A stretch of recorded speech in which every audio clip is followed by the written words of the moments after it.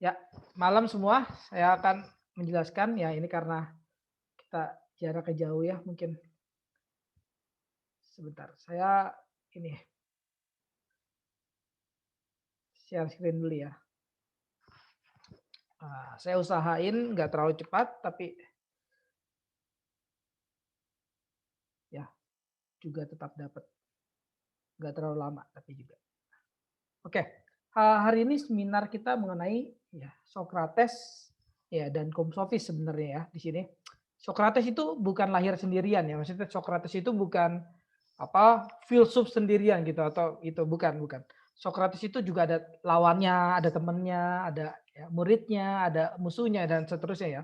Nah, salah satu musuhnya adalah nanti kaum sofis ya.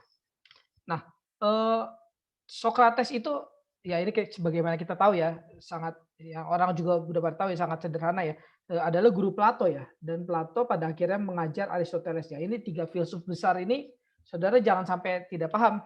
3 filsuf besar ini Saudara ya harus pelajari. Orang banyak belajar filsafat tiba-tiba dari ini ya, Immanuel Kant lah, terus dari Karl Barth lah, tiba-tiba jauh banget gitu. Belajar filsafat ya pertama ya dari Socrates minimal gitu, atau kalau mau lebih tarik dari jauh, lebih sebelumnya ya berarti dari Thales gitu. Ya itu filsuf pertama ya, tapi itu filsuf alam ya. Tapi filsuf manusia pertama itu ini Socrates ya. Nah terus, Socrates itu nggak pernah menulis ya, nggak pernah menulis memang dia, jadi dicurigai tidak ada ya. Tapi, dengan bagaimanapun kita tahu apa, Plato menjelaskan Socrates gitu ya, begitu indah gitu, begitu menarik dan kita sampai, ya nggak mungkin lah seorang Socrates tidak ada gitu ya. Nah tapi, ada yang sesuatu yang menarik ya, orang percaya Socrates ada ya, padahal kan dia nggak nulis, dia nggak apa gitu, tapi orang bisa nggak percaya Yesus ada gitu. Jadi, ini di sini ada sebuah sensitivitas gitu ya, atau apa, ada sebuah kesensian gitulah ya, ada sebuah kesinisan mungkin ya, terhadap Yesus gitu.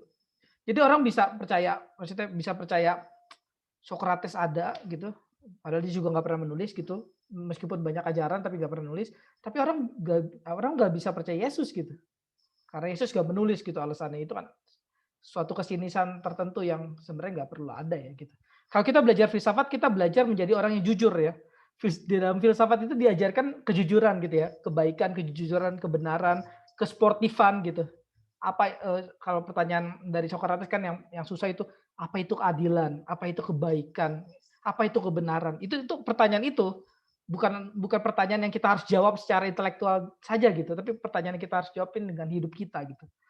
Nah, kita mengenal Socrates memang dari buku-buku Plato ya, dari buku Plato dan buku-buku yang lainnya, ada 3 penulis ya. Nah, tapi kita di sini dari Plato aja. Socrates versus kaum sofis ya. Socrates itu hadir dalam penolakannya kepada kaum sofis ya. Maka kita perlu memahami siapa kaum sofisnya. Jadi ingat ya, belajar filsafat pun ada konteks ya. Belajar Alkitab ada konteksnya kan, saudara nggak bisa lepasin Alkitab dari konteks. Belajar filsafat juga. Socrates hadir dalam penolakan kepada kaum sofis, maka kita perlu memahami kaum sofis. Kaum sofis sendiri ya hadir pada konteks kepentingan.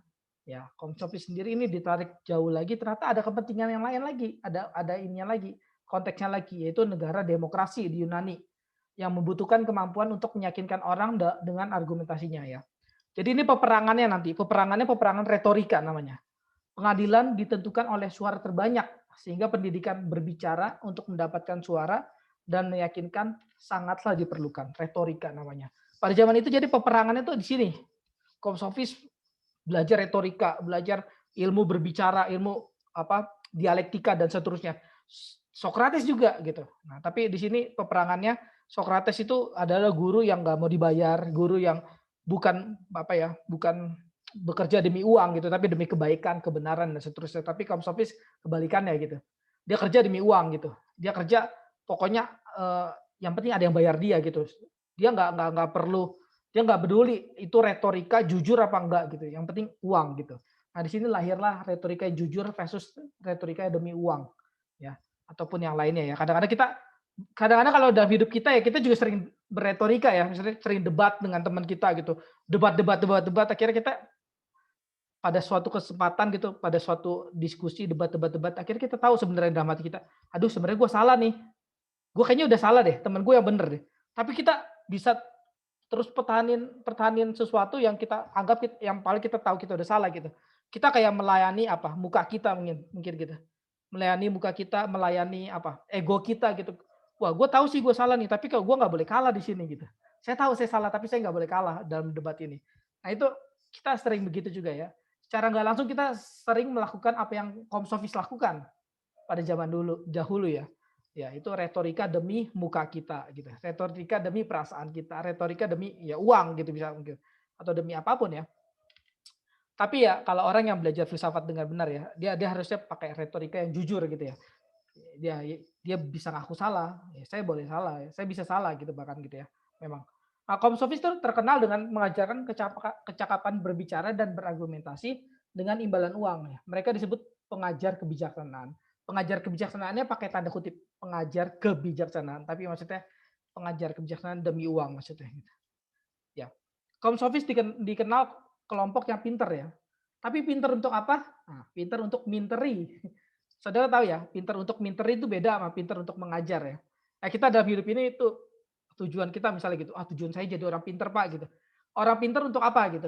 Untuk minterin orang lain gitu atau untuk licikin orang lain atau untuk mengajar orang lain gitu, untuk memberkati orang lain. Nah, ini beda ya. Sokrates gak begitu ya, Sokrates kebalikannya. Sokrates itu dikenal sebagai pengajar yang jujur gitu. Ya, mengajar untuk keperluan orang yang diajar gitu. Demi yang diajar itu mendapatkan kebenaran gitu ya. Nanti silakan ya kalau mau ada pertanyaan kan apa, tapi nanti aja ruang pertanyaan terakhir aja ya. Saya lanjutin terus saja. Jadi saudara-saudara tumpuk aja pertanyaannya di apa, catat gitu kalau mau ada pertanyaan. Saya ini kan juga cukup cepat nih ya dibanding biasanya. Pada zaman sekarang kita bisa lihat pengacara yang lihai berretorika ya, tapi menipu ya. Atau bisa juga pendeta ya. Jadi saudara hati-hati yang mau jadi pendeta gitu ya. Tujuannya menjadi pendeta atau jadi apa ya di situ. Kalau di zaman sekarang bisa pengacara, pendeta, guru agama gitu ya. Hati-hati ya. Pinter ngomong, pinter ini tapi menipu sebenarnya gitu. Hati-hati. Kaum sofis dikenal sebagai spin doktor ya. Doktor sih ya, ahli pelintir kata ya. Jadi ya kita hati-hati ya. Jadi kita sendiri harus tahu ya, apa ya, kita tuh sedang melintir kata gitu, apa kita itu sedang jujur gitu terhadap keilmuan gitu, terhadap apa yang kita ajarkan bahkan gitu ya. Kita kadang-kadang bisa apa tidak jujur ya ketika kita tidak sedang kepepet gitu ya misalnya. Orang kalau kepepet bisa nggak jujur gitu ya. Ah, pokoknya apa saja saya halalkan ya demi demi demi apa ya? Kalau orang-orang sekarang kadang-kadang bukan ini sih, bukan uang doang sih, tapi demi mukanya gitu, perasaannya gitu. Tapi bahkan uang pun tuh nggak cukup loh bagi orang yang cinta uang gitu. Sebenarnya sebenarnya kita kalau di teologi belajar, dosa cinta uang ya, apa, orang kita apa, dosa gitu, cinta uang. Kalau ini ya, di sini ya, uang itu tetap gak cukup bagi orang yang cinta uang gitu. Saudara di sini ya kita kan dosanya beda-beda ya maksudnya, tapi ada nggak ya saudara koreksi diri ya kita, "Aduh saya nih dosanya cinta uang nih saya nih." Ada orang yang contoh dosanya misalnya apa, misalnya, nggak jujur gitu, dosanya nggak sombong gitu, dosanya apalagi misalnya malas belajar, itu ada kan. Tapi ada juga orangnya, "Aduh saya cinta uang nih, dosa saya cinta uang."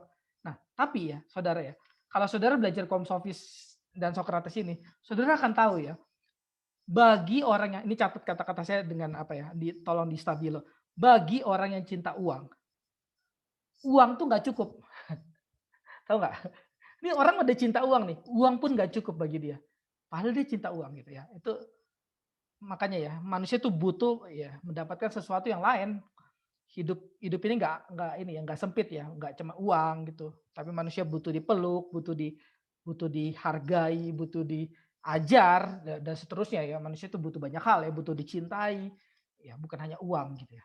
Jadi bagi orang yang cinta uang, uang pun nggak cukup gitu.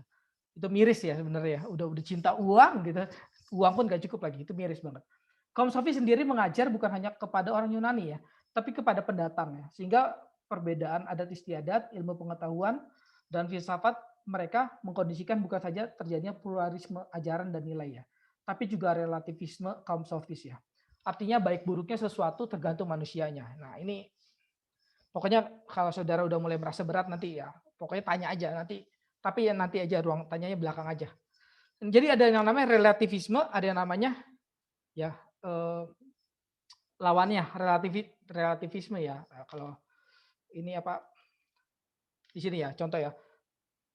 Apa itu kebahagiaan ya? Kebahagiaan ya jawabannya tergantung dari kelompok mana gitu ya. Karena kalau ini menurut Komsofis ya, by the way ini pengajaran yang apa ya, saya nggak berani bilang salah sepenuhnya, tapi nggak benar sepenuhnya gitu. Tapi ini sesuatu yang kita boleh ambil ya. Kata Komsofis gini, apa itu kebahagiaan? Kalau saya tanya nih, apa itu kebahagiaan? Bagi yang baju merah mungkin kebahagiaan saya Pak ketika saya dicintai laki-laki yang saya sukai gitu. Atau bagi baju biru, eee bahagia itu Pak ketika orang tua saya menyayangi saya. Beda-beda kan jawabannya, tergantung kamu kan gitu. Nah, kata Komsofis juga gitu, tergantung manusianya kan. Bukan bukan tergantung apa itu bahagia ya, pokoknya itu Pak. Apa iya ya, maksudnya apa itu bahagia? Ya ketika saya mendapatkan Yesus, Pak. Apa iya semuanya jawaban begitu? Kalau mau jujur.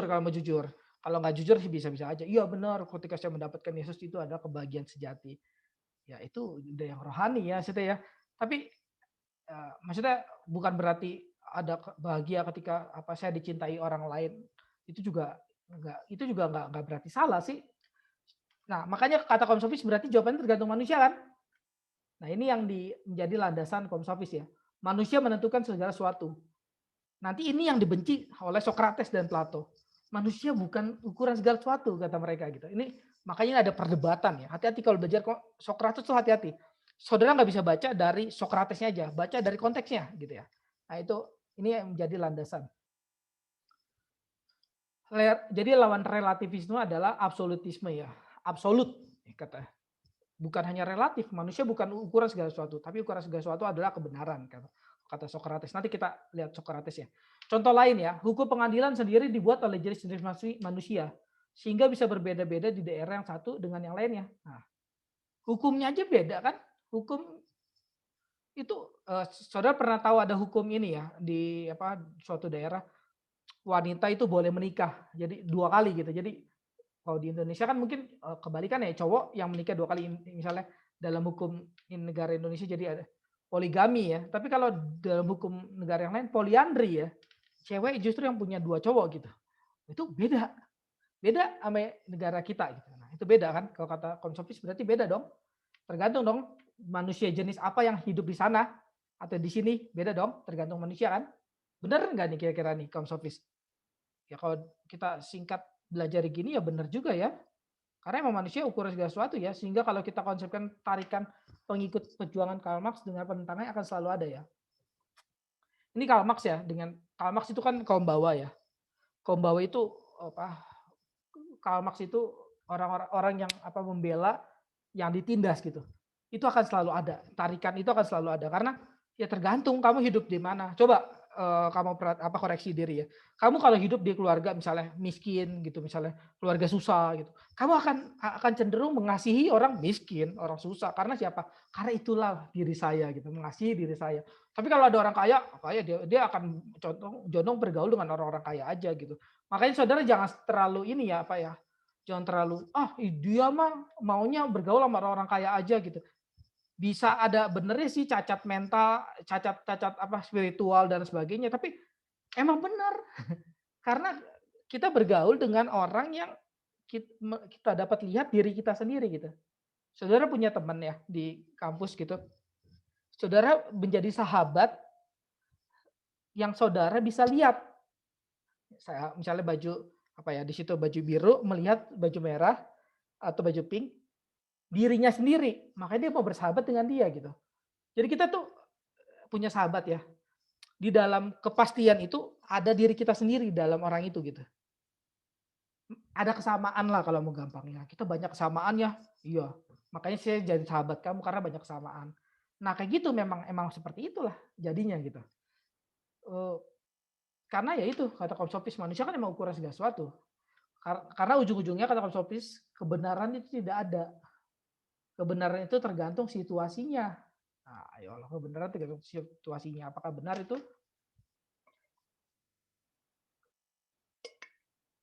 Ini soal moral ya. Soal moral pun kesepakatan aja kalau kata Komsofis. Maka tidak heran hukum moral di setiap daerah juga berbeda. Tadi saya udah katakan ya, dalam negara yang lain justru ceweknya boleh nikah 2 kali, poliandri gitu, bukan poligami. Nah ini seorang Komsofis namanya Antipon ya berkata bahwa orang boleh tenang-tenang saja melanggar hukum tanpa perlu merasa bersalah. asal tidak ada yang melihatnya. Kalau nggak ada yang melihatnya ya orang sebab katanya hukum dan ketatan pada hukum melulu soal kesepakatan antara dua pihak ya.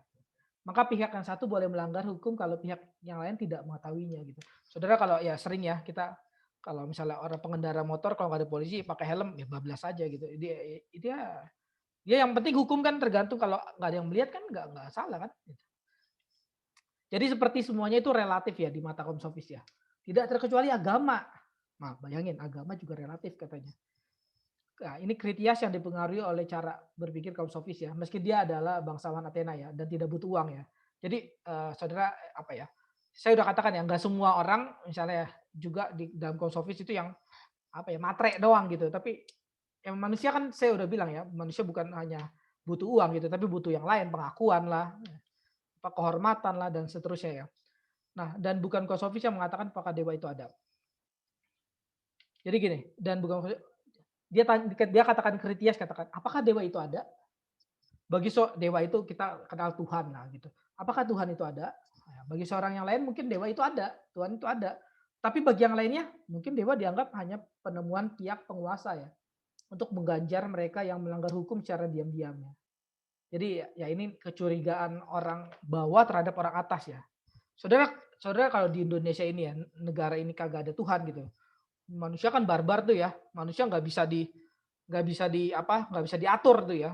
Karena nggak ada penguasa. Penguasa yang ada aja kita kadang-kadang nggak tunduk ya gitu. Misalnya saudara di dosen-dosen saudara, penguasa misalnya memimpin gitu. Kadang nggak tunduk, apalagi penguasa yang nggak ada gitu. Penguasa yang kita nggak kelihatan maksudnya. Kata kritis emang ya itu cuma akal-akal manusia aja kok gitu. Kalau kata Schopenhauer ya, ada filsuf Schopenhauer namanya. Manusia itu cuma bikin-bikin Tuhan, ya. Terus dijadiin Tuhan gitu. Manusia mikir-mikir Tuhan itu seperti apa terus jadiin Tuhan gitu.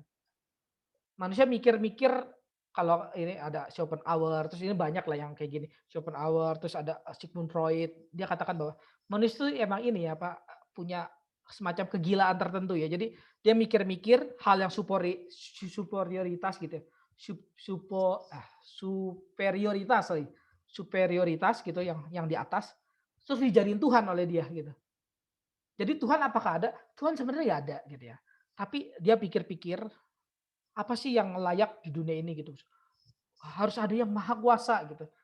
Harus ada yang melebihi saya. Harus ada orang yang saya sembah, yaitu siapa? Ya kita namain aja Tuhan gitu. Nah itu kalau kata ini ya, kalau kata kaum filsuf yang ateis ya gitu. Kita nggak percaya itu pasti kong. Kita nggak percaya itu dong. Kita percaya Tuhan itu ada gitu. Ya. Tapi ya nanti kita boleh pikirkan nggak ya? Apakah keagamaan kita gitu, kepercayaan kita terhadap Tuhan hanyalah seperti yang tadi tuh. Yang kita bentuk di bawah, kita taruh di atas gitu. Jangan-jangan seperti itu memang. Jangan-jangan Tuhan yang kita percaya bukan Tuhan yang di Alkitab gitu. Tuhan yang kita buat memang, jangan-jangan gitu. Nah, Kritias katakan bahwa supaya orang bersedia mengikuti aturan hukum, perlu dibuat ancaman hukuman. Nah, namun untuk menjamin bahwa orang-orang benar-benar menaati hukum, bahkan ketika sendirian pun perlu diciptakan semacam saksi ideal yang melihat segala sesuatu dan mendengar semua. Singkatnya ditemukanlah dewa. Wah, bayangin. Jadi di situ nanti ada ilustrasi gini. Saudara di sini anggap ya semua, bukan semua, salah satu dari saudara deh. Saudara pikir ya, ini saya. Salah satu dari saudara saya punya cincin. Cincin yang ketika saudara pakai menghilang, saudara gitu. Ya, yang cowok misalnya atau yang cewek ketika saudara pakai menghilang gitu. Bayangin, menghilang nggak ada yang tahu gitu. Kalau saudara pakai menghilang nggak ada yang tahu. Apa yang saudara lakukan? Pikiran kita langsung ini ya maksudnya, wah saya bisa dapat uang banyak nih atau wah saya bisa yang cowok misalnya, wah saya bisa mengintip para cewek nih gitu. Dosa dia langsung banyak kan di pikiran kita gitu. Ya karena selama ini kita ketahan ini aja, takut takut ketangkep gitu. Nggak kalau nggak takut ketangkap hansip gitu, takut ketangkap Tuhan gitu. Jadi saudara bayangin kalau saudara punya cincin yang dipakai hilang gitu. Saudara akan berbuat dosa banyak banget kan? Ya itulah percis kata kaum sofis. Untuk saudara supaya nggak berdosa gimana? Ya saudara ciptain Tuhan. Bukan Tuhan ciptain saudara. Saudara ciptain Tuhan aja. Supaya saudara apa? Tidak berdosa lagi. Supaya saudara kalau berdosa agak takut gitu. Kira-kira gitu ya. Ini masih dari kaum sofis ya. Jadi kalau belajar ini kayak apa ya? Aduh benar gak sih? Benar gak sih ya? Tapi saudara masuk dalam apa? Perenungan seperti itu bagus ya. Dibandingkan itu mengaco, tapi nggak ada perenungan sama sekali gitu. wah itu orang-orang yang celaka sekali ya, nggak ada perenungan dalam hidup, yang nggak ada imajinasi lagi, nggak ada kontemplasi lagi, nggak ada refleksi lagi, itu bahaya sekali. Orang kalau masih ini ya, masih bisa merenung gitu, itu bersyukur loh gitu. Prodikos ya, beranggapan bahwa para dewa adalah buatan manusia yang memproyeksikan atau memantulkan segala sesuatunya yang bermanfaat bagi dirinya ke dalam gaib ya, ke alam gaib ya, yakni dunia para dewa ya. Ya, ini yang tadi saya katakan, pada giliran dilanjutkan oleh seorang filsuf bernama Feuerbach ya. Nah, Prodikos ya, Prodikos sudah ngomong duluan sebelum Feuerbach ternyata. Udah ada duluan ya, Komsofis yang ngomong. Pandangan Komsofis terhadap pengenalan akan sesuatu pun selalu bersifat tidak ada yang absolut atau objektif ya. Kata Komsofis gak ada yang absolut, gak ada yang objektif. Kenapa? Alasannya ada. Alasannya. Satu, benda-benda yang kita amati selalu berubah dari waktu ke waktu. Ya, contoh ya, dulu kita anggap suatu barang tidak berguna ya. Pada giliran lain, barang itu bisa menjadi berguna karena kita perlu dengan barang itu ya. Apa ya? Dulu saya itu, oh ini ya, saya itu beli misalnya apa ya, pulpen gitu ya, satu kotak kayak gini ya. Saya anggap kan saya anggap semua kotak pulpen ini semua pulpen di dalam kotak ini berguna? Kan enggak ya. Wah, ini berguna, berharga. Enggak ya. Ketika saya keluarkan satu di sini ya, saya keluarkan. Saya pakai sekarang baru ini berguna ya jadinya ya. Saya anggap berguna, tapi sebelumnya di sini kan enggak berguna ya. Ini macam kardus, saya jas kardus buang juga nggak apa-apa, gitu kan. Tapi ketika saya keluarin pulpen ini, saya pakai, ini saya anggap berguna nih sekarang nih. Kalau ini mah jas kalau ditutup sini, ya ini ya udah jas taruh aja gitu, maksudnya nggak penting-penting banget juga gitu. Nah beda kan? Atau nggak usah benda lah, manusia gitu. Manusia dulu gua anggap itu orang itu si James itu misalnya gitu, itu kurang ajar dulu dia, tapi sekarang ternyata dia baik banget ya. Dan sekarang dia ternyata berarti banget buat hidup gua ya. Nah berubah kan manusia kan? Kalau manusia berubah nggak ada yang absolut dong, nggak ada yang pasti dong, nggak ada yang objektif dong. Nah itu kalau kata Komsofis kayak gitu ya. Nah, kedua, kondisi dan keadaan manusia tidak stabil ya. Nah, contoh, makanan. Ketika seseorang sakit bisa dikatakan hambar atau tidak enak, berbeda dengan orang sehat ya. Jadi kalau saudara sakit ya, saudara makan apa aja, jadi nggak enak kan? Ya, kalau ya ada sih orang sakit makan apa aja enak sih bisa juga ya. Saya contohnya ya, saya sakit makan apa aja, itu sudah enak-enak juga ya. Ada sih kan orang-orang yang yang suka penyuka segala makanan gitu kan. Tergantung ya, makan aja orang enak kok gitu. Tapi ada orang yang kalau sakit nggak mau makan dia. Nah, berarti kalau dia nggak mau makan berarti dia penentu segala sesuatu kan. Manusia penentu kan. Dia bilang makanan ini nggak enak berarti nggak enak kan gitu. Nah, manusia adalah ukuran bagi segalanya kata Komsofis. Untuk hal-hal yang ada sehingga mereka ada, dan untuk hal-hal yang tidak ada mereka tidak ada. Ya, contoh terakhir nih, angin.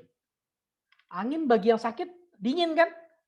Kalau sakitnya demam gitu maksudnya dingin kan angin. Aduh dingin nih gitu. Nah, terus bagi yang nggak sakit, enggak panas sore ini gue mau nyari AC panas gitu. Jadi manusia yang penentu segala sesuatu. Ya ini bagaimana menemukan jawabannya? Ya ini saya kasih tahu aja langsung ya karena ini nggak terlalu banyak waktu ya. Ya objektifnya ya bisa mengukur ya kalau objektifnya kita bisa mengukur angin pakai temperatur ya bukan pakai tubuh kita karena tubuh kita juga berubah, anginnya juga berubah ya. Jawaban lainnya, udara itu sendiri berubah-ubah, maka udara ketika dirasakan si A dingin, betul, dirasakan si B itu betul ya. Jadi bukan manusia penentu segala sesuatu ya, tapi angin itu sendiri berubah gitu. Jadi manusia bukan penentu segala sesuatu. Ya, atau jawaban lain udara itu sendiri tidak panas dan tidak dingin ya. Netral. Jadi udara netral, tergantung kamu merasakannya gimana ya. Kalau saya tidak merasakan sesuatu, maka sesuatu itu tidak ada bagi saya. Nah, ini relativisme pada manusia ya. Ini pikiran yang begitu ini ya. Sampai sekarang pun orang masih pakai relativisme ya. Zaman postmodern ini kan orang masih pakai ini ya, penentu segala sesuatu manusia gitu. Saya mau apa ya manusia gitu. Ah. Nah ini Protagoras katakan perihal keindahan dan seterusnya. Ada yang dipercaya polis tertentu sebagai demikian dan kemudian diajukan hukum. Ya karena berkenaan dengan adil tidak adil, saleh atau tidak saleh itu semua memiliki kodrat dalam dirinya sendiri ya. Jadi ya tergantung kamu agama apa. Kalau agama Kristen adilnya begini caranya versinya.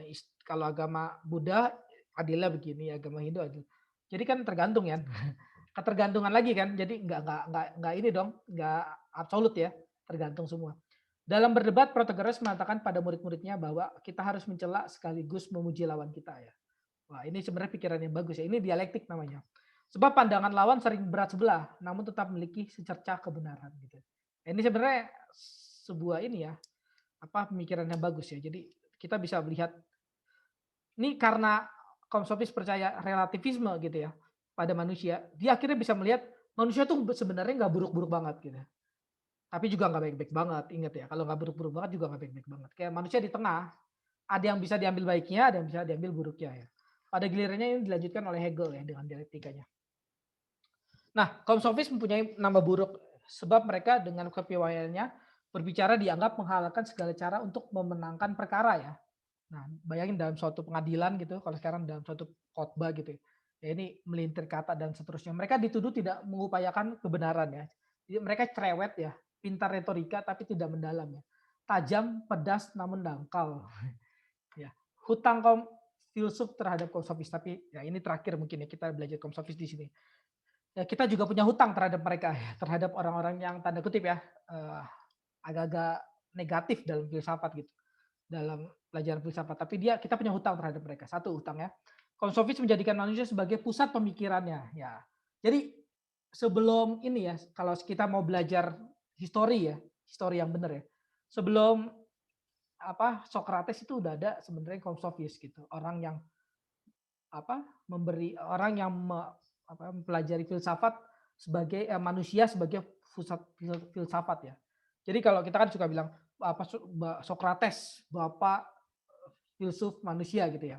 Ya sebenarnya sebelumnya juga udah ada kaum sofis ya. Dia sebelum sebelum Sokrates ada tuh para kaum sofis sudah cerewet duluan gitu mengenai manusia. Tapi dengan kedangkalan ya, ingat ya, dengan kedangkalan.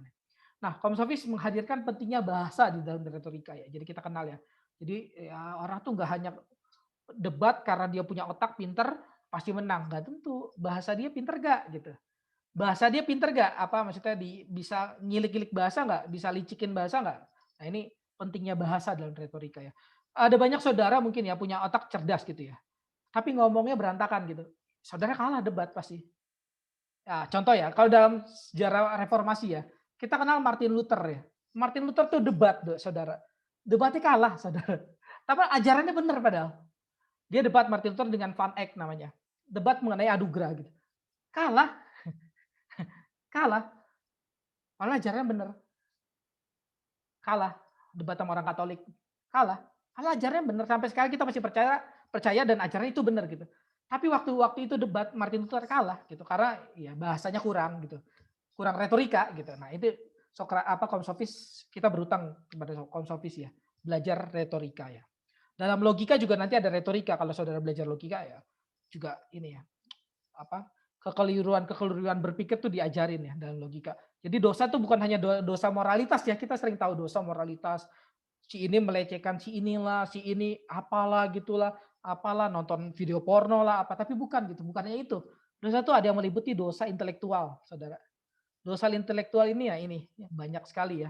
Orang kita nggak pelajari masalahnya. Boro-boro di tag dosa ini, pelajari aja kagak gitu. Kalau kamu mencuri barang si itu, tahu lah dosa pastilah. Tapi kalau saya ternyata mikirnya keliru ya. Jangan-jangan itu bukan hanya ini ya, bukannya nggak tahu, bukan hanya apa ya, emang nggak tahu itu dosa gitu. Karena jangan-jangan itu nggak tahu kalau dia keliru gitu. Nah itu bahaya ya, celakanya gitu ya. Orang nggak mikir lagi gitu ya. Orang nggak nggak sadar, nggak aware gitu akan dosa intelektual ya. Dosa kejahatan intelektual tuh berbahaya ya. Eh, ada yang namanya homicide, ada yang namanya febicide ya. Homicide itu dosa pembunuhan, bunuh orang gitu. Tapi namanya febicide dosa kata-kata gitu. Febicide itu dosa dengan kata-kata. Kamu bunuh orang, orang itu mati gitu. Tapi kamu pakai febicide kata-kata, fitnah dia, habisin dia, orang itu bunuh diri, mungkin lebih celaka hidupnya, lebih putus asa. Dia mungkin buka sebelum bunuh diri dia juga udah bunuh orang lain lagi gitu. Nah ini apa ya namanya? Dosa yang lebih dosa gitu. Nah, yang terakhir kaum sofis berutang ya. Kita berutang pada kaum sofis ya, kritiknya terhadap objektivitas yang dangkal ya. Ya, jadi Sokrates tanpa kaum sofis sebenarnya mas-mas biasa ya. Sebenarnya kalau dalam bahasa sekarang Sokrates tanpa kaum sofis juga sebenarnya mas-mas biasa gitu ya. Nggak ada dapat kritik apa-apa gitu ya.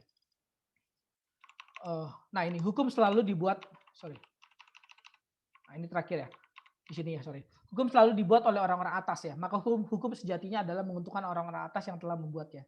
Namun seperti Socrates, Platon, dan Aristoteles masih percaya bahwa kesempurnaan seseorang pemimpin adalah ketika ia mendahulukan kepentingan orang lain. Ya.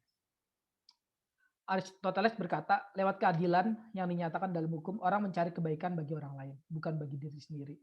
Ya, kita kalau masih ini ya menjadi orang yang belajar filsafat yang benar, kita masih percaya adanya keadilan kok.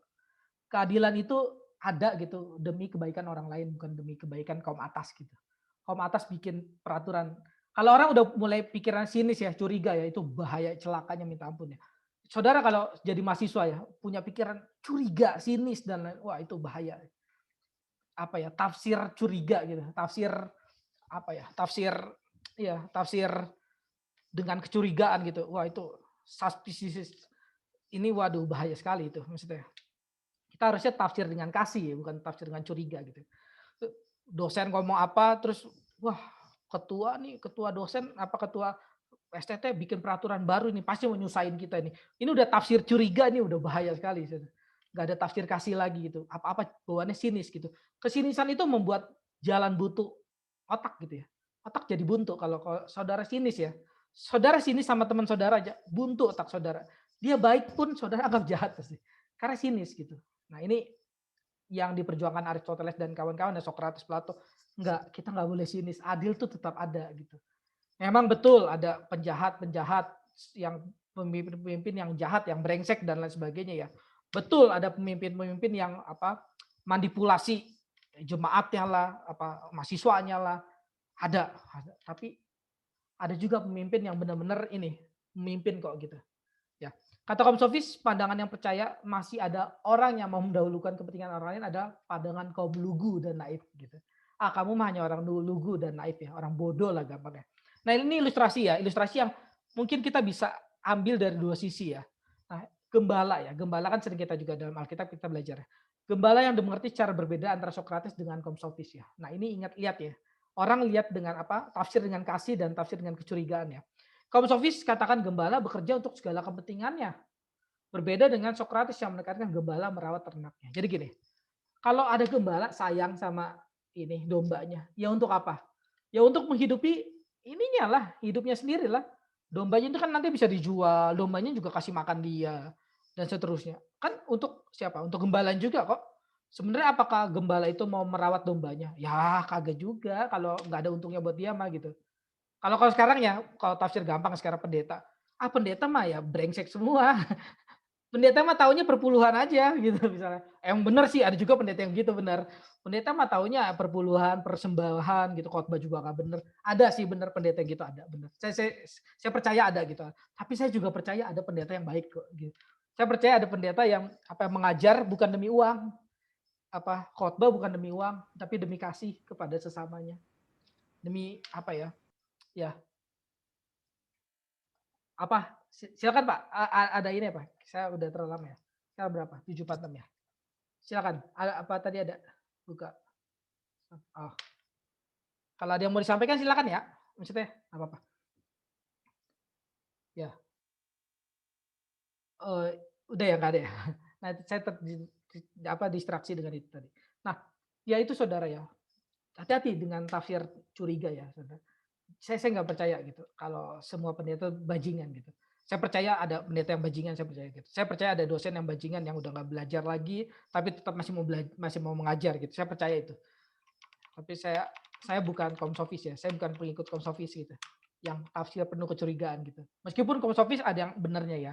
Kita bisa ambil benernya. Nah, ini kaum sofis di mata Platon, Aristoteles ya. Platon dan Aristoteles mengkritik cara berpikir sofisme sebagai falasius ya. Artinya cara berpikir kaum sofis bukan hanya salah, tapi bermaksud menipu. Nah, itu bahaya ya kalau orang udah bukannya salah tapi bermaksud menipu ya. Kita bisa tahu kok sebenarnya kita tuh sedang nipu apa sedang mengajar atau sedang tulus gitu atau gimana ya. Di mata Platon dan Aristoteles ya. Nanti saudara baca ya di Roma 10 ayat 1 sampai 2 ya. Tadi saya baru ngajar juga kelas ini ya di STT yang lain ya. Kita tuh apa ada banyak orang tulus ya. Tapi tanpa pengertian yang benar ya. Roma 10 ayat 1 sampai 2, Saudara baca ya. 1, 2, 3 Saudara boleh baca. Ada banyak orang tulus tanpa pengertian benar masuk neraka, Saudara. Percaya itu. Kalau kata John Piper masuk neraka karena orang masuk surga itu betul karena anugerah. Anugerah yang membuat dia bisa ini ya, punya pengertian yang benar juga ya. Bukan hanya tulus-tulus doang, sungguh-sungguh doang gitu ya. Ya. Eh, di mata Platon dan Aristoteles, sofisme adalah cara berargumentasi yang berpijak pada penampakan ya, bukan realita. Ya jadi ini ya apa? Orang kalau cuma lihat penampakan doang gitu ya, bukan realita yang sesungguhnya ya, ya itu bisa ini ya, manusia berubah gitu, padahal yang berubah ya di luarnya aja gitu, dalamnya mah enggak gitu sebenarnya. Nah itu, Platon hidup sejaman dengan kaum sofis. Ia bertempur dengan mereka. Nah ini kita masuk ke dalam Socrates dan kawan-kawannya ya. Ia bertemu dengan mereka. Ia sama sekali tidak simpatik terhadap simpatik dengan amoritas kaum sofis ya. Jadi bagi apa filsuf yang benar ya, filsuf yang salah ini ya amoral gitu ya.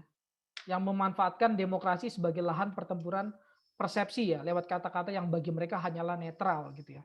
Jadi kata-kata bisa dimanipulasi sedemikian rupa ya demi kepentingan dia gitu ya. Nah, bagi Platon masalahnya adalah tujuan akhir penggunaan kata-kata ya. Logos adalah sarana penting guna sampai kepada kebenaran tanpa mementingkan soal menang kalah. Platon lebih memilih bahwa logos mengatakan kebenaran ya. Kita ini ya apa juga ya mulai sekarang ya harus jujur juga ya. Atau ya jangan mulai sekarang, harusnya kan mulai dari dulu ya. Tapi ya minimal sekarang gitu ya. Dalam berargumentasi harus jujur gitu ya. Ya, saudara nggak bisa jadi orang yang tidak jujur gitu ya. Saya ada ini ya buat mahasiswa-mahasiswa ya gitu ya.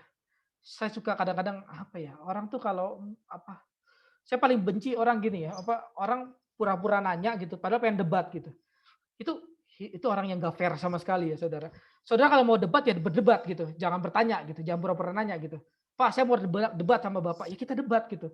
Berarti debat ya berarti posisi saya di sini, posisi Anda di sana gitu. Kita debat gitu. Tapi ada orang-orang pura-pura nanya ya, pura-pura nanya tapi debat gitu. Saudara tahu nggak bedanya nanya sama debat itu apa ya? Kalau nanya itu ya, kalau kalau kalau kalau debat ya, atau ya, kalau debat itu saudara punya posisi, orang itu punya posisi di sini ya. Ini berdua di sini. Ya, saudara yang A pertahanin posisi saudara, saudara yang B pertahanin posisi saudara gitu ya. Ini debat nih dalam dua posisi. Tapi kalau nanya, saudara punya posisi, yang ini juga punya posisi tetap gitu. Tapi yang posisi ini bisa berubah ke sini.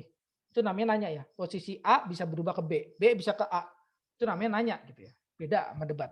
Nah, Platon katakan pencarian kebenaran adalah pencarian tanpa kepentingan apapun kecuali kepentingan kebenaran itu sendiri ya. Nah ini bahwa ukuran segala sesuatu bagi Plato itu, bagi Socrates itu bukan manusia, tapi apa? Kebenaran.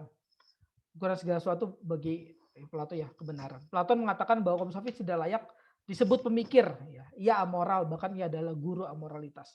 Jadi ingat ya, saudara, kalau bagi filsuf yang benar ya, bagi Plato, Socrates, Aristoteles dan seterusnya ya, orang itu ya salah berpikir itu bukan hanya salah berpikir, ah saya salah berpikir, aduh sorry saya salah berpikir, bukan. Orang kalau punya kesalahan berpikir itu bukan hanya, aduh sorry sorry saya salah ngomong tadi, bukan bukan, tapi orang yang amoral namanya. Jadi ini nggak ada perbedaan antara orang hidupnya bermoral atau tidak bermoral, dia mencuri tidak mencuri, dia bohong gitu. Orang kalau salah ngomong, orang kalau apa ya pendidikannya kurang gitu, pendidikannya kurang dan terus gak mau belajar, itu orang yang amoral kalau kata Plato ya. Orang yang sengaja gitu ya. Saudara kan di STT nih ya, ada banyak waktu kan untuk baca buku, dengar khotbah, ada banyak waktu kan. Saudara nggak melakukan itu ya. Terus saudara ya sekolah mah asal-asalan aja ntar juga lulus. Semuanya juga lulus. Kakak kelas saya juga dulu gembel-gembel itu yang nggak belajar gitu. Lulus-lulus aja. Apalagi saya yang pintar ini lumayan pasti lulus. Saudara orang amoral kalau kata Plato. Ya. Karena nggak memakai apa ya otak saudara gitu untuk hal yang benar gitu. Itu orang-orang yang amoral ya. Orang-orang yang nggak jujur dalam hidupnya gitu. Sampai abad ke-19 ya, para pemikir mengikuti opini negatif Plato dan Aristoteles terhadap kaum sofis ya. Ya, namun kini tafsir terhadap sofisme lebih kaya dan banyak juga yang mengapresiasinya. Seperti filsuf Derrida dan Lyotard ya, yang terkenal dengan analisa canggih nan jelimet gitu ya. Jadi ya ini. Nah, terakhir kritik terhadap kaum sofis ya dari Sokrates ya. Kita sebenarnya belum masuk Sokrates ya, tapi ini penting untuk kita pahami Sokrates gitu ya. Sebenarnya apakah dan tapi kita sudah masuk Sokrates dari tadi juga ya. Dari pemahaman ini ya, sofis ke Sokrates ya. Lawan dari Sokrates kan tadi sofis. Sebenarnya apakah kehidupan ini ujung-ujungnya melulu relativisme? Ya, pasti enggak ya. Karena semua orang mencari keadilan ya. Meskipun manifestasinya berbeda-beda ya. Nah, kita kan tadi ini ya, kita cuman ngomongin kalau kaum sofis itu ngomongin luarnya doang gitu. Kita bilang, "Apa itu cantik?" Ya, pasti yang baju hijau nih cowok nih bilang, saya misalnya tanya kamu, "Yang cantik siapa?" Tunjuk salah satu mahasiswa gitu. Kamu bisa jawab misalnya yang mana, baju apa gitu. Nah, tapi saya tanya lagi sebelahnya, yang lain, yang cowok yang lain. Dia juga bisa beda dong jawabannya. Beda kan? Nah, kalau kata kaum sofis, berarti manusia penentu segala sesuatu kan karena beda-beda kan? Kalau kata Socrates enggak, bukan itu. Itu kamu lihat dari ujungnya doang, itu kamu lihat dari bungkusnya aja. Itu kamu lihat dari apa? Bungkusnya aja. Ciki mana yang paling enak? Ya tergantung, ada yang bilang Cheetos, ada yang bilang Ciki, ada yang bilang apalah gitu. Ada yang bilang Lays gitu. Ya itu tergantung gitu. Kalau kata Socrates ya iya, karena kamu lihat bungkusnya aja tergantung, tapi kenyataannya semua orang makan Ciki gitu. Pada kenyataannya semua orang cari yang cantik gitu. Semua orang kenyataannya mengasihi. Berarti itu kan ada yang namanya apa? Bukan relativisme, tapi absolutisme. Pada kenyataannya semua orang itu ingin dikasihi, meskipun caranya beda-beda. Mama ngasihi saya nggak begini caranya, saya nggak mau dikasihi dengan cara begitu. Ada anak protes kayak gitu kan ke emaknya gitu. Ya, tapi ujung-ujungnya anak itu pengen dikasihi juga kan, tapi dengan cara yang lain gitu. Nah berarti manusia bukan penentu segala sesuatu. Penentu segala sesuatu itu adalah kebenaran itu sendiri gitu ya. Maka di sini bukan hanya ada relativisme, tapi juga ada wilayah absolut ya. Pencarian universal. Semua orang mengingini dikasihi dan mengasihi. Tapi manifestasinya yang berbeda. Ingat ya, kita jangan menilai sesuatu dari manifestasinya aja, tapi dari realitinya ya. Bukan hanya kalau dalam bahasa ini ya, ya saya pinjam ke Albert ya, bukan hanya ya Albert ya. Fenomena ya, tapi ada nomenanya ya. Kita jangan lihat cuma dari fenomena penampakan aja gitu. Oh, saya lihat ini, saya lihat ini. Jangan cuma lihat dari mata biasa, tapi dari mata batin. Jangan hanya dari fenomena, tapi dari nomena. Nah, Socrates mengkritik bahwa yang baik itu bersifat utuh dan bukan parsial dan nggak tergantung konteks kok. Kita kalau jujur ya dalam hidup ini kita tahu kok mana yang baik. Kita nggak tergantung konteksnya lagi apa-apa gitu. Enggak, kita tahu kok gitu. Kita tahu. Cewek ya, cewek atau cowok ya, cowok yang ganteng atau di sini karena lebih banyak cewek ya, saya tunjuk apa cowok yang ganteng gitu ya, apa rohani gitu. Cewek-cewek bisa lihat kok, bener. Enggak, tergantung Pak. Kita lihatnya dari mana dulu Pak, doktrin apa dulu Pak yang dia tahu. Enggak, percaya saudara. Saudara kalau jujur ya, saudara punya mata batin ya, bukan hanya mata mata mata ini doang terus saudara berpikir secara apa ya, hedonisme gitu, berpikir cinta uang dan seterusnya. Tapi kalau saudara juga punya rohani gitu, saudara bisa lihat kok cowok mana yang rohani, kelihatan gitu. Cowok mana yang bajingan kelihatan, saudara. Kelihatan gitu. Cowok mana yang pura-pura belajar gitu, pura-pura belajar, TP-TP, tebar pesona sama kalian gitu. Sama cowok mana yang serius gitu, belajar serius. Ini anak rohani ini sebenarnya. Cewek-cewek bisa kok harusnya bisa tahu. Nah ini yang diperjuangin Socrates ya, saudara. Ini sebenarnya hal yang mendarat banget kok sebenarnya. Gue yang susah-susah enggak gitu. Hal yang diperjuangkan ini kejujuran dalam hati gitu. Batin yang utuh, batin yang jujur gitu. Enggak bukan yang parsial ya. Bukan yang main tipu-tipuan kayak gitu enggak ya. Socrates menciptakan etika yang bersifat universal ya, yang pada kemudian hari diteruskan oleh Immanuel Kant ya. Jadi saya tambahin konteks-konteksnya, berarti ada Immanuel Kant, Feuerbach, itu kan abad-abad setelah ini nih, udah 1600 ke atas tuh, 600 700 ke atas.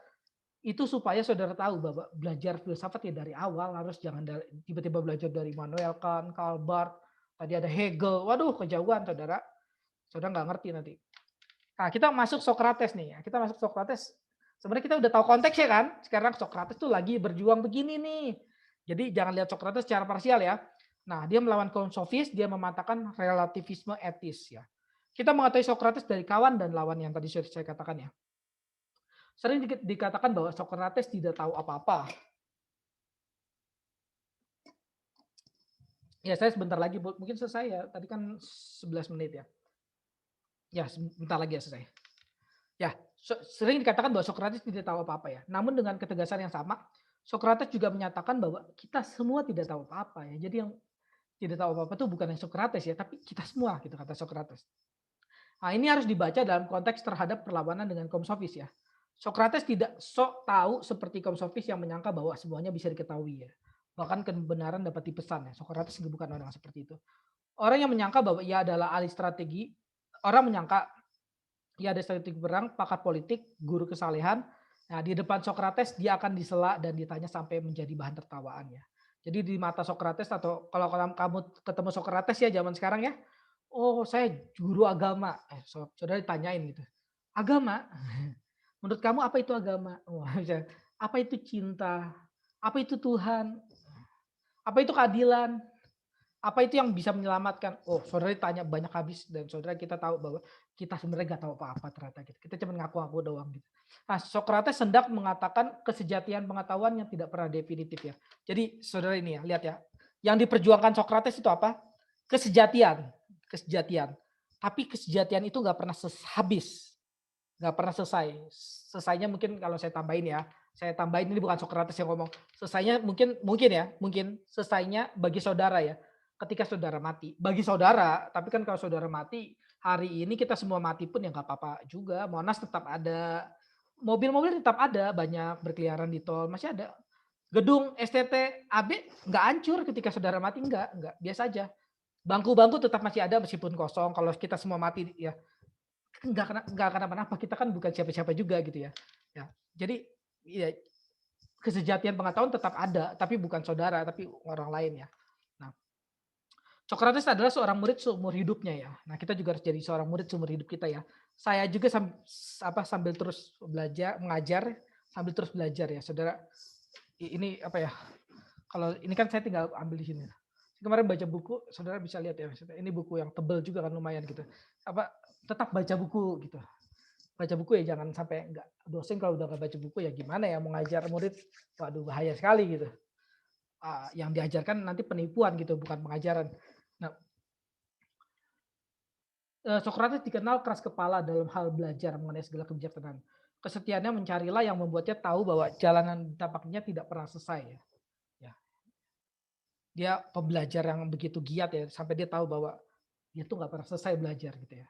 Saudara kalau merasa ini ya, merasa saya kayaknya udah tahu banyak deh Pak. Mungkin saudara nggak pernah belajar atau mungkin saudara belajar dikit kali ya. Jadi yang kayak gitu aja saudara anggap udah tahu banyak gitu ya. Nah, saya mungkin nggak akan habisin bahan ini ya karena ini terlalu banyak ya.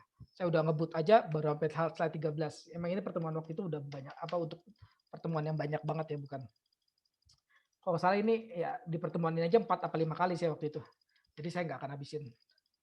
Nah, saya masuk sampai sini aja. Ya. Jadi orang makin banyak belajar ya, dia makin banyak tahu bahwa dia banyak tidak tahunya gitu. Tapi orang yang sedikit belajar adalah orang yang sedikit tahu tidak tahunya. Maka dia merasa tahu.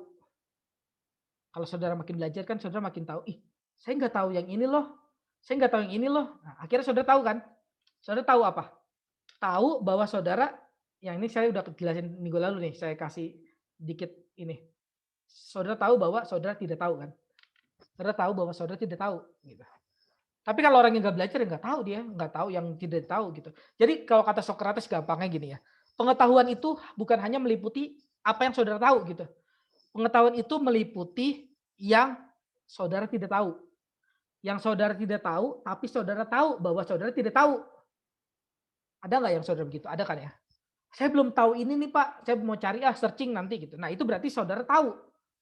Saudara tahu bahwa saudara tidak tahu gitu.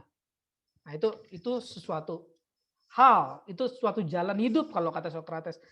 Berarti kan kalau saudara tahu yang saudara tidak tahu, berarti kan saudara menemukan harapan dong, menemukan jalan dong, jalan untuk saudara ke sana dong.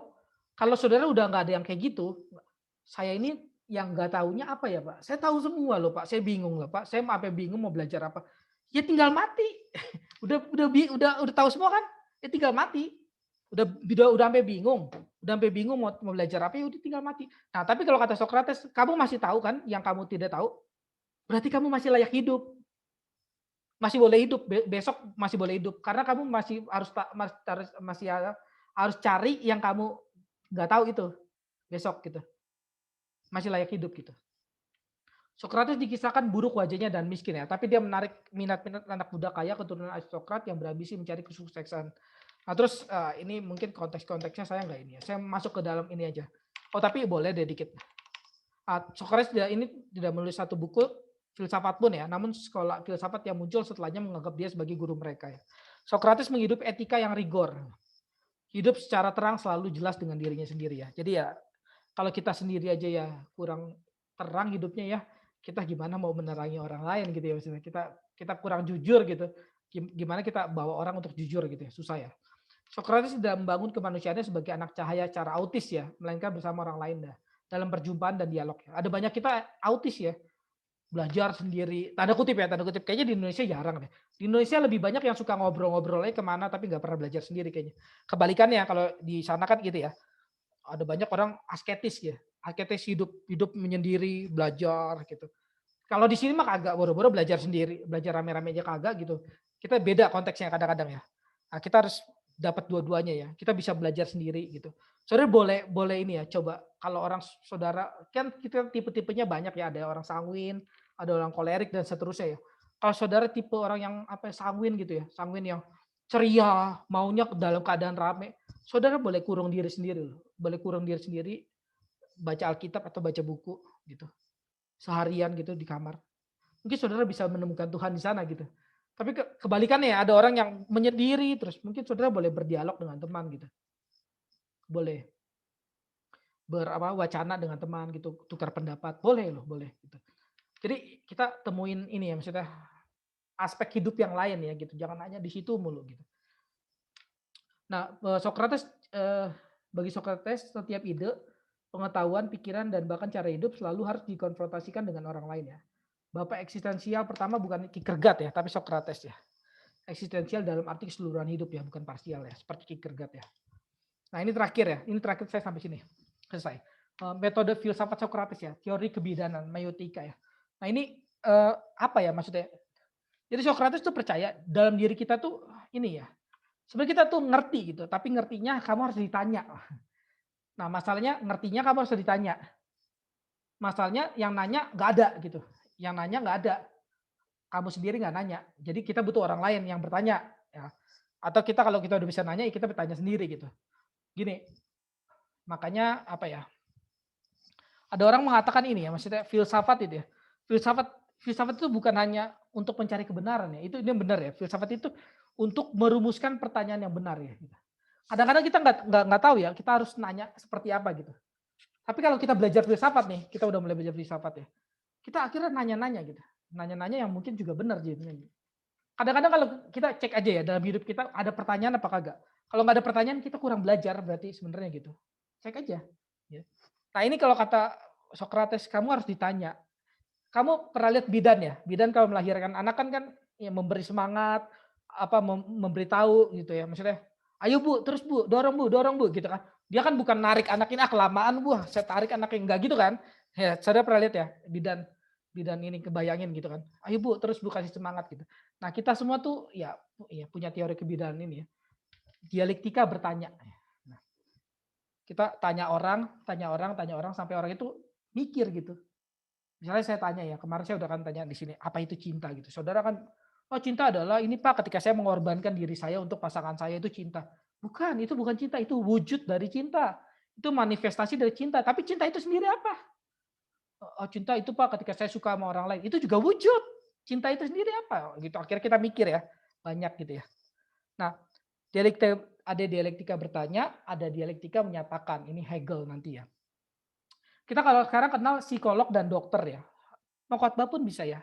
Bertanya dan mendapatkan jawaban dari diri manusia sendiri ya. Tanya, sakit apa Bu? Kalau dokter kan ya. Pusing Pak, kepala saya gitu. Ini saudara, ini saya ini kasih ilustrasi ya. Kalau orang datang ke dokter kan ditanyakan sakit apa Bu? Gitu. Saya sakit kepala Pak. Yang tahu masalahnya itu dokternya apa si orangnya? Orangnya dong.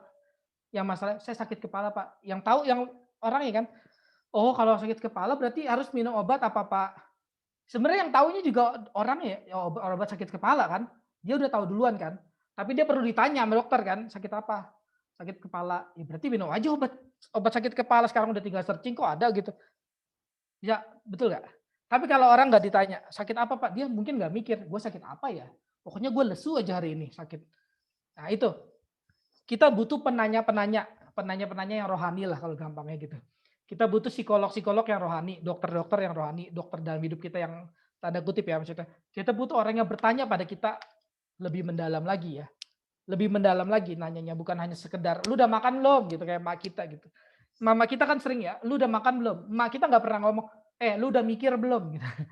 Kayak jarang orang Indonesia ya, lu udah mikir belum hari ini?" Gitu. Cuman nanyanya makan dong, kebutuhan hidup biologis gitu ya. "Kamu udah makan belum, Nak?" Gitu. Ada nggak orang tua yang "Kamu udah mikir belum ya, Nak, hari ini ya? Udah beranalisa belum? Udah punya analisa belum, Nak?" Jarang ya kayaknya ya. Nah, kalau kita tahu ini ada yang namanya apa, bertanya gitu ya, nah kita juga bisa menanyakan diri kita sendiri, self counseling ya. Mengembangkan Socrates ya dengan cara self counseling. Kita bisa pakai peneguhan, sanggahan, debat, diskusi, penajaman masalah dan seterusnya. Yang mau dituju oleh Socrates adalah pemahaman yang ditahan uji ya. Eh, Pemahaman yang tahan uji ya. Makanya Socrates katakan gini ya, hidup yang tidak teruji adalah hidup yang tidak layak untuk dihidupi ya gitu. Hidup yang tidak teruji adalah hidup yang tidak layak untuk dihidupi. Sama seperti pengetahuan yang tidak diuji adalah pengetahuan yang tidak layak untuk dipercayai lah gitu. Hidup yang tidak diuji tidak layak untuk dihidupi ya. Pengetahuan yang tidak diuji pun tidak layak untuk dihidupi ya. Apa saudara di sini ada punya relasi apa? Pacaran yang tidak diuji. Adalah pacaran yang tidak dapat dihidupi gitu, atau pernikahan yang tidak diuji, atau pembelajaran gitu. Pelajar yang tidak diuji ya, bukan pembelajar sejati gitu. Nah, ini tujuan Socrates adalah tercapai jiwa yang baik di setiap orang ya. Pada gilirannya ia akan diteruskan oleh Immanuel Kant ya. Dalam bahasa Yunani kerap kali diterjemahkan sebagai kebahagiaan dari kata eudaimonia ya. Kata ini boleh-boleh saja, asalkan artinya bukan hanya soal kebahagiaan satu hal, tapi keseluruhan hidup manusia ya, eksistensi manusia ya. Jadi tujuan Socrates, apa sih tujuan Socrates melawan kaum sofis gitu ya? Pada ujung-ujungnya ada kebahagiaan. Kebahagiaan ketika manusia mendapatkan kebenaran itu sendiri ya. Nah ini saya nggak masuk ini, waktunya terlalu dikit ya. Ya nggak lagi juga terlalu penuh ya kalau dalam satu pertemuan ya. Kita sampai sini lah selesai, menurut saya oke lah sampai sini. Jadi saudara tahu apa yang diperjuangkan Socrates melawan kaum sofis dan seterusnya. Dan saudara juga tahu Socrates punya pemikiran seperti apa ya. Kira-kira gitu ya. Saya buka pertanyaan ya. Atau dua pertanyaan atau berapa pertanyaan bebas ya maksudnya. Tadi kan kita juga mulai telat kok. Santai aja. Ya, terima kasih Pak Hendri. Ya, saya keburu-buru Pak. Materinya ya, dimengerti Pak. Silakan kepada rekan-rekan mahasiswa jika ada yang ingin bertanya, silakan untuk ini menyampaikan pertanyaan kalau ada yang mau bertanya. Ya ini Zoom saya padahal Zoom yang gratis ini, tapi suka gitu memang. Gak pernah keluar. Saya juga aneh kadang-kadang. Puji Tuhan, Pak.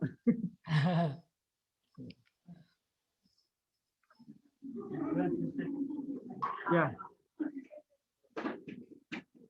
Ada pertanyaan rekan-rekan mahasiswa semester 6?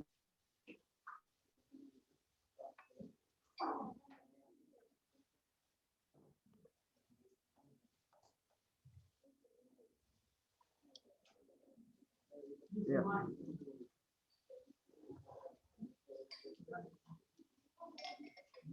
Belum ada pertanyaan Pak Hendri. Oke, nggak apa-apa. Ya.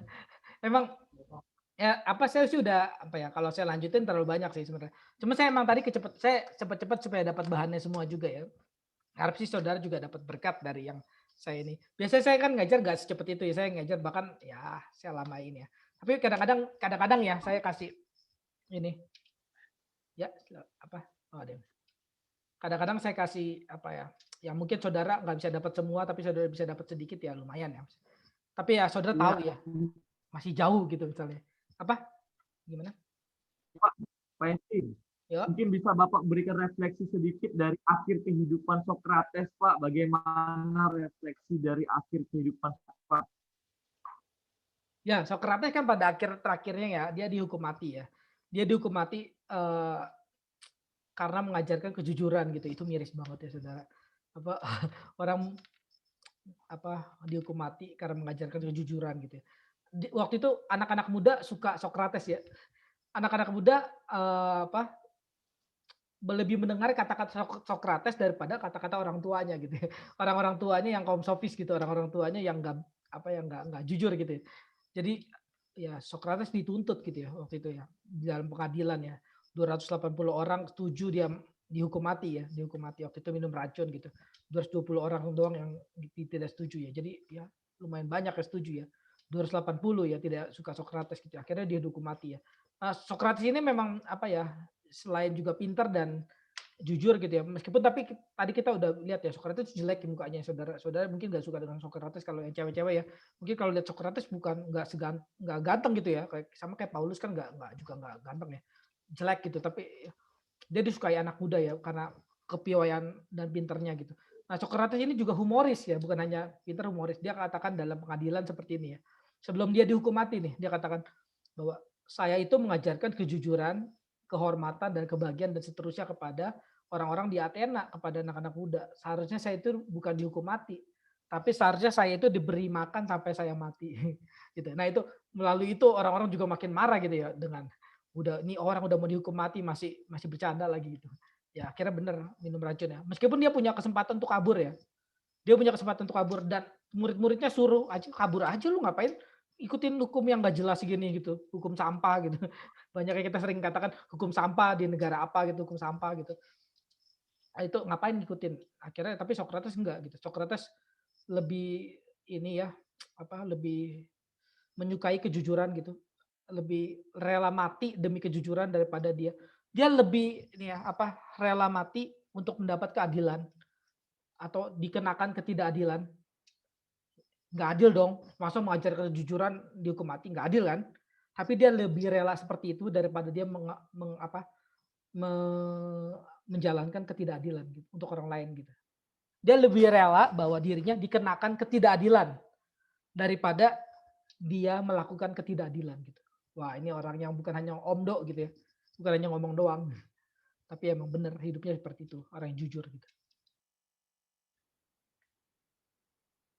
Kira-kira gitu ya.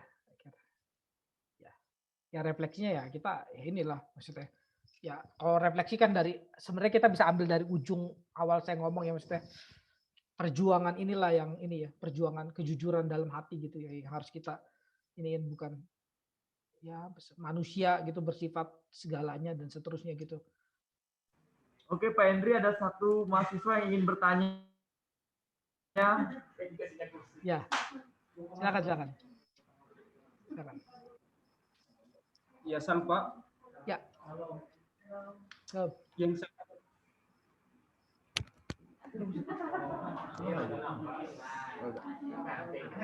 Yang saya pertanyakan itu Pak tentang masalah filsafat itu. Dalam filsafat itu apa saja kita membahas tentang metodenya itu? Gimana? Sorry gimana? Filsafat. Masalah filsafat itu apa saja yang kita lebih mengetahui lagi secara kasus-kasusnya itu? Kasus apa deh? Sorry. Kasus filsafat. Saya nggak ngerti pertanyaan. Maksudnya kasus filsafat gimana maksudnya? Maksud saya itu kenapa timbul sesuatu hal bisa dikatakan filsafat ya? Oh, kenapa filsafat adalah filsafat gitu? Filsafat kita katakan filsafat karena misalnya itu melewati pemikiran yang kritis misalnya contoh. Juga melewati olahan pikiran gitu ya. Bukan just ngomong doang gitu tapi nggak mikir gitu. Filsafat ya bisa dikatakan filsafat karena ada pertanyaan gitu, pertanyaan yang serius yang perlu digumuli, yang kita butuh tahu jawabannya, yang itu bisa menghidupkan kita jawabannya gitu. Itu disebut filsafat seperti itu. Apa tujuan utama hidup manusia gitu. Filsafat juga menanyakan itu kok. Apa tujuan utama hidup manusia? Apa ya? Apa ya? Kalau kata kaum sofis apa ya? Nggak ada kalau kata kaum sofis. Kamu hidup mah hidup aja, mati besok juga nggak kenapa-napa kan. Kalau kata Socrates ada tujuan hidup manusia yang menjalankan kejujuran, keadilan, kebahagiaan, kehormatan dalam dirinya dalam orang yang dia perjuangkan. Ada. Jadi ya itu yang membuat filsafat menjadi filsafat karena filsafat punya pertanyaan yang layak ditanyakan, bukan pertanyaan yang tidak layak untuk ditanyakan gitu. Pertanyaan yang layak untuk dipertanyakan, untuk diuji, untuk bahkan dihidupi gitu. Lahirlah filsafat gitu, kira-kira. Ada sesuatu di dalamnya. Terima kasih Pak. Oke, sama-sama. Ya, Pak Hendri, bagaimana dengan waktunya, Pak? Apakah masih memungkinkan? Sudah boleh sih Pak. Kalau mau ada yang tanya terakhir silakan. Teman saya ini nggak nanya pun nggak apa-apa, nggak usah maksudnya. Satu pertanyaan lagi, silakan. Ya, silakan maju, Saudara Ranu. Berdiri aja nggak apa-apa, berdiri. Ya. Kalau saya sih santai aja Pak. Kalau saya sih santai, maksudnya saya juga nggak terlalu. Berdiri itu di depan. Jangan di belakang. Enggak, udah deh, Kak. Dari sana ayo. Ya, boleh.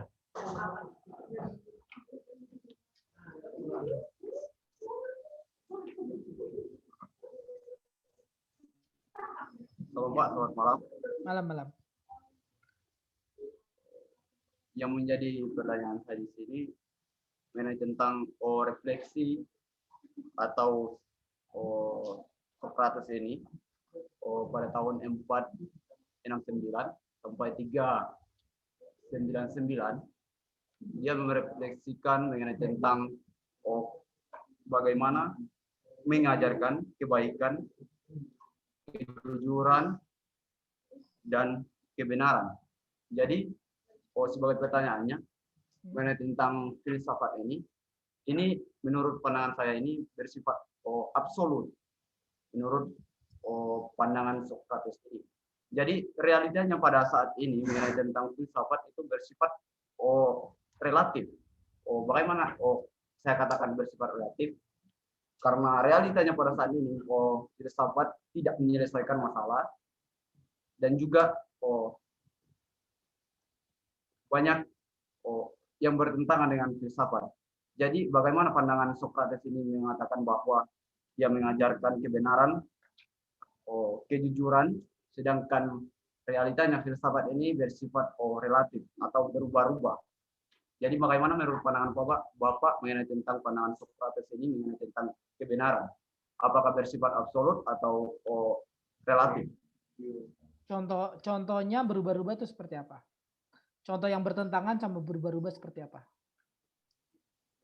Sebagai contohnya kayak kepemimpinan gitu Pak. Misalkan presiden gitu kan. Misalkan Presiden Joko Widodo memimpin selama 5 tahun, setelah diganti lagi, beda lagi kepemimpinannya atau undang-undangnya. Terus? Sebagai contohnya itu, Pak. Oke. Jadi, saya kayak sebentar, saya jawab yang itu dulu ya, supaya saya nggak lupa maksudnya. Nah, tadi itu saya udah jelasin di ini ya, pertentangan Komsofis dan Socrates. Jadi gini, hati-hati melihat dari kacamata fenomena, dari kacamata yang kita lihat aja. Jangan hanya melihat apa yang kita lihat saja, tapi lihat apa yang tidak terlihatnya. Contoh misalnya, tadi presiden kan, kalau ketika memimpin Pak Jokowi begini, memimpin yang lain berbeda lagi. Gitu. Tapi itu namanya fenomena yang kita lihat. Ya, tadi seperti yang saya katakan, semua orang suka ciki, bungkus ciki banyak. Ada orang katakan ciki yang paling enak, Cheetos paling enak, Lay's paling enak dan seterusnya. Ya, itu fenomenanya. Nomenanya apa? Nomenanya semua presiden pengen mengusahakan yang terbaik buat Indonesia. Itu fenomenanya. Ya dong, dengan caranya masing-masing. Ya kita anggap semua pemimpin, kita anggap dulu pemimpin baik lah gitu ya. Maksudnya nggak menipu dan seterusnya. Nah, ciki contoh tadi, pada kenyataan semua orang pengen ciki gitu. Yang tadi pada kenyataannya ada orang yang bilang ini yang paling cakep, ini yang paling cakep. Pada semua kenyataannya semua orang mencari kecantikan. Apa itu kecantikan? Nah, itu kan jadi ada nomenanya. Hati-hati. Jadi jangan tertipu oleh fenomena. Fenomena hari ini kamu pakai baju hijau, besok pakai baju merah, besok pakai ini. Kamu berubah-ubah mulu baju kamu. Ya bukan. Bukan itu. Tapi fenomenanya saya butuh baju. untuk menutup badan saya. Terlepas dari itu baju hijau, baju merah, baju apa gitu. Nah, itu nomenanya. Paham yang itunya? Paham. Tapi dengan itu tentang refleksi atau filsafat Socrates ini tentang kebenaran yang menegakkan kebenaran atau bersifat absolut atau gimana menurut Bapak? Kalau tadi Socrates kan udah katakan ya absolut ya. Tapi hati-hati, Socrates itu absolutnya nggak pernah absolut. Nah ini agak paradoks ya, bukan bertentangan ya, beda sama bertentangan. Absolut dia nggak pernah selesai. Absolut dia benar, ada yang namanya keadilan. Kecantikan tuh ada, nggak tergantung kamu lihat yang cewek ini yang cantik, cewek ini enggak. Kecantikan tuh ada, kita bisa lihat. Kecantikan saudara bisa teliti. Cantik itu apa sih? Saudara bisa teliti. Ya, kebahagiaan saudara bisa teliti, bisa. Tapi itu nggak pernah bersifat final, nggak pernah bersifat objektif selesai. Jadi Socrates bilang selesai, tapi nggak pernah selesai. Tapi ada yang selesai. Gini, saya kasih yang gampang ya. Saudara dapat tugas dari dosen, pertemuan kedua. Sampai pertemuan 2 selesai kan? Tapi masih ada pertemuan berikutnya loh, 3, 4, 5. Tapi yang 2 apakah 2 jadi nggak selesai gara-gara ada pertemuan 3, 4 dan seterusnya? Enggak dong. Pertemuan 2 tetap selesai. Atau gini, perkuliahan di sini 16 kali kita ketemu kita selesai kan? Tapi ingat ada pertemuan, ada kuliah seterusnya. Tapi apakah dengan ada kuliah seterusnya pertemuan 16 ini jadi gagal selesainya? Kan enggak kan? Saudara barusan makan kan? Barusan makan. Sekarang kita udah selesai makan kan semua kan? Saudara dibilang udah selesai makan belum nih? Selesai kan makannya? Udah. Tapi besok saudara makan lagi enggak? Makan gitu. Paham ya? Apakah makan saudara jadi tidak selesai karena saudara besok makan lagi? Kan enggak kan? Kita jadi perlu mengakui adanya objektivitas. Meskipun objektivitasnya enggak pernah habis. Ingat loh. Yang tadi saya katakan, kalau saudara mengatakan bahwa saya mah udah ngerti semua, saya nggak perlu belajar lagi. Ya saudara tinggal mati udah. Kalau udah ngerti semua. Saudara bersyukur tuh boleh. Bersyukur tuh kan berarti bersyukur kan, puji Tuhan, Tuhan saya akhirnya mengerti ini. Itu bersyukur loh. Bersyukur itu apa? Bersyukur itu mengakui adanya objektivitas di atas. Saya sudah sampai sini bersyukur loh. Itu namanya nggak mengakui relativisme yang berubah-ubah terus, berubah-ubah. Bersyukur tuh mengakui objektivitas. Tapi ingat objektivitas ini kalau kata John Calvin sama kayak Socrates, objektivitasnya nggak pernah di atas, paling atas sampai kamu ke Tuhan, nggak pernah. Kamu terus ke atas, gitu. Bersyukurnya boleh, tapi ada bersyukur lagi minggu depan, besoknya ada lagi, gitu. Terima kasih Pak. Ya, oke, sama-sama. Bicara aja ke samping. Oh ya, silakan. Ada lagi yang mau bertanya Pak Hendri? Biar aja kursinya, biar aja kursinya. Ya, nggak apa-apa, silakan aja Pak. Saya mah santai saja. Apalagi juga ini Zoom-nya kan apa ya lanjut terus nih. Iya. Tadi kita telat 15 menit sih, jam 7.15 tadi. Selamat Pak, selamat malam Pak. Ya, malam. Saya tertarik dari penjelasan Bapak mengenai pandangan kaum sofis tentang agama yang relatif. Agama yang relatif. Ya mungkin pada saat konteks pada waktu itu agama dikatakan relatif, mungkin ada hal-hal yang dilihat dari sisi lain daripada agama. Namun kalau kita lihat dalam konteks sekarang, ketika kita diperhadapkan dengan situasi yang lebih rumit lagi dengan situasi yang sebelumnya, ini mengenai tanggapan kita terhadap situasi yang akan timbul, Pak. Yang menjadi pertanyaan saya di sini, ketika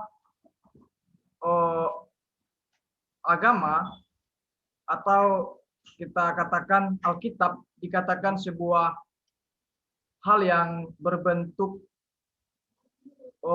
telah dinilai dengan filsafat yang ada. Contohnya kalau kita melihat latar belakang daripada surat Paulus. Kalau kita lihat latar belakang surat Paulus, dia dikategorikan orang-orang yang hidupnya sebelum dipanggil Tuhan adalah ahli Taurat. Dan bahkan mungkin dia sudah tergolong di dalam pemikiran-pemikiran pada saat itu. Dan kalau kita diperhadapkan dengan sebuah argumentasi yang seperti ini, bahwa surat Paulus, beberapa hal yang ditulisnya itu bukan merupakan firman Allah yang seutuhnya, melainkan firman yang sudah dicampur dengan filsafat pada waktu itu. Dan situasi ini diperhadapkan pada saat pada saat sekarang ini. Bagaimana tanggapan kita dengan situasi yang seperti ini, Pak? Terhadap tulisan Paulus.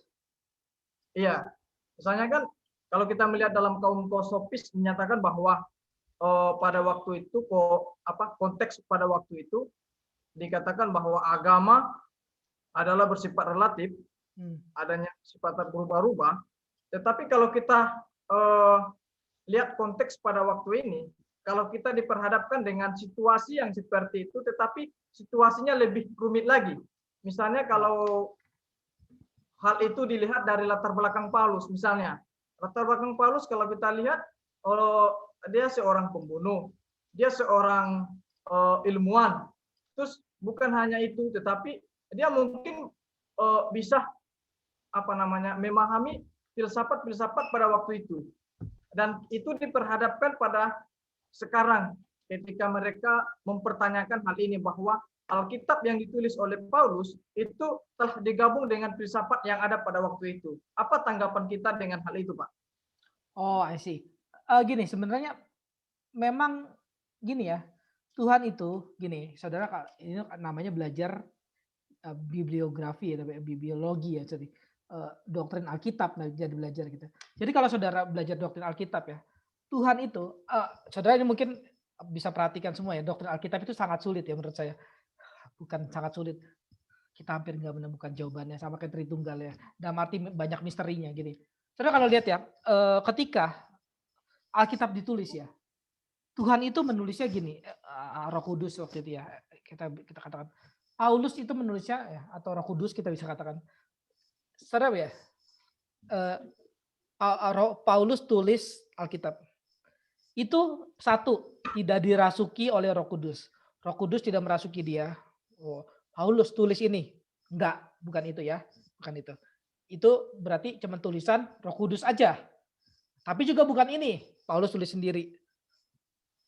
Tanpa Roh Kudus. Bukan. Itu juga bukan tulisan Roh Kudus, tapi tuliskan bukan diilhami oleh Roh Kudus, tapi tulisan Paulus saja. Bukan itu dua ya. Nah, tapi yang ketiga, yang menulis siapa? Paulus dan Roh Kudus. Saudara bisa jelasin nggak sebagai orang Kristen nih? Saya tanya semua di sini. Saudara, saya yakin nggak akan bisa menjelaskan dan emang nggak dicoba nih. Paulus tulis, Roh Kudus tulis. Jadi siapa yang nulis? Ya Paulus dan Roh Kudus. Jadi collab dia Pak, collab 10, 50%. Enggak, semuanya kata-kata itu yang nulis Paulus dan Roh Kudus. Jadi ini saya mau, itu introduksinya ya. Jadi maksudnya apa? Maksudnya pengalaman Paulus, filsafat yang Paulus mengerti dan semuanya itu emang ada. Tapi jangan lupa adanya bukan ada yang kosong gitu, adanya bukan cuma dia tulis sendiri, adanya juga dihilami oleh Roh Kudus. Beda loh.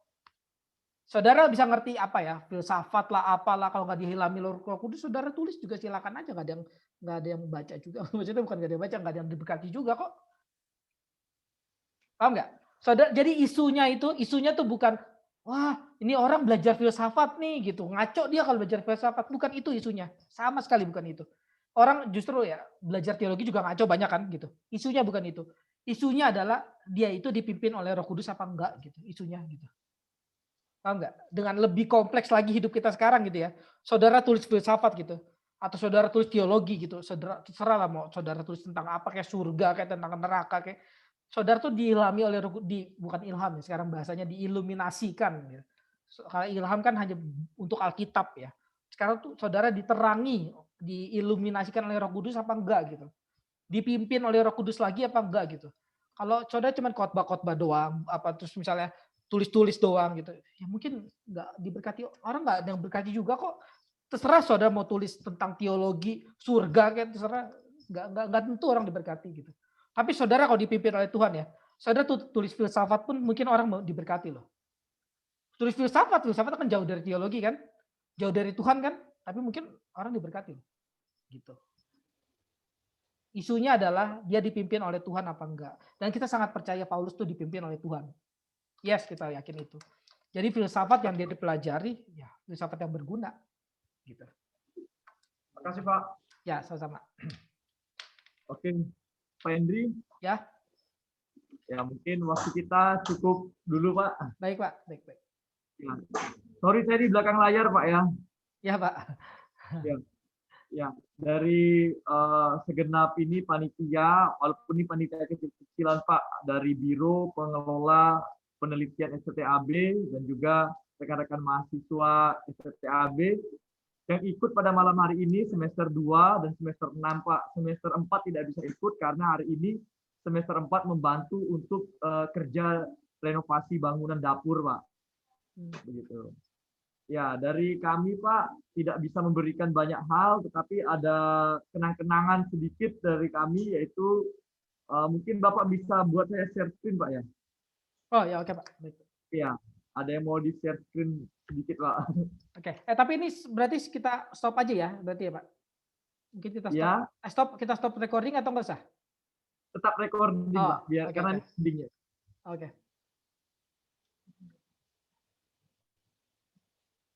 Oke, sudah bisa. Ya, Pak Hendri sudah lihat Pak Hendri ya? Sudah Pak, sudah. Ya. Ya Pak, inilah kenang-kenangan dari kami dari STAB. Tepuk tangan mahasiswa. Ya.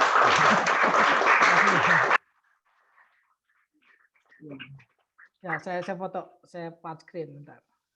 Nanti saya kirim Pak, tenang saja Pak, nanti saya kirimkan Pak. Iya, nanti saya kirimkan karena ini ada pengaturan yang masih kurang tepat ini Pak. Nanti saya kirimkan saja bentuk ininya jadinya. Oke. Ya Pak, Ketua STT tidak bisa hadir dan juga Sekretaris Panitia saya dan juga Ketua Panitia Pak Samuel juga tidak bisa hadir. Saya mewakili institusi juga mengucapkan terima kasih atas webinar yang telah Bapak sampaikan. Dan webinar ini merupakan suatu kolaborasi antara perkuliahan, secara khusus mata kuliah filsafat Kristen dan juga pelaksanaan untuk Tridharma secara khusus dalam bidang untuk pendidikan, yaitu seminar Pak, webinar, pertemuan-pertemuan ilmiah. Jadi terima kasih kepada Pak Hendri yang sudah menyampaikan materi tentang hidup dan pemikiran Sokrates. Kiranya Tuhan Yesus memberkati Pak. Baik, tepuk tangan.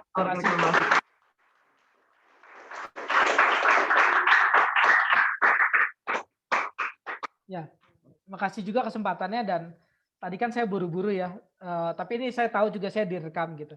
Jadi saudara yang ini ya Pak, tadi ngomong apa sih kecepatan gitu, saudara bisa buka lagi recordnya ya gitu. Harap sih saudara kalau ada kelas begini ya gitu, saudara konsen gitu, benar-benar dengarkan gitu, jangan lihat belakang lah apalah gitu. Saudara benar-benar konsen gitu karena ilmu yang didapat itu kalau bisa melotot lah gitu. Saya pun kalau kuliah tuh benar-benar kuliah gitu. Ya kalau ada yang terlewat silakan bisa diulangin lagi recordnya, nanti kita masukin YouTube kan ya.